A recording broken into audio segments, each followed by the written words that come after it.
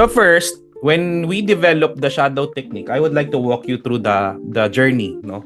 First, it was discovered November 2021, and then because the key here is what if yung mga max trades or max interval ng isang pair makuha mo on a 5-minute time frame is Izanagi 2.0 and dun ka papasok. Meaning, the goal here, di ba, meron average true movement or average true range lang yung isang forex between 60 to 100 pips a day.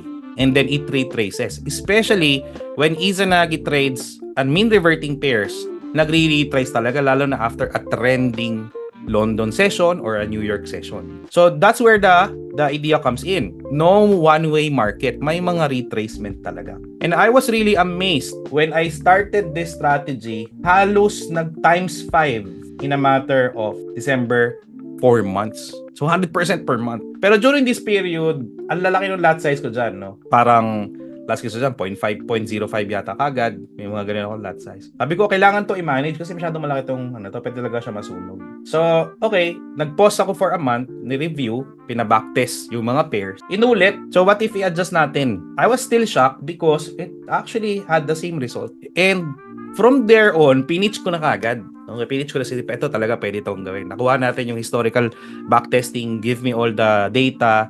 We'll try to scrutinize this to a point na hahaluan pa natin ng technical analysis pati fundamental analysis. May potential talaga to.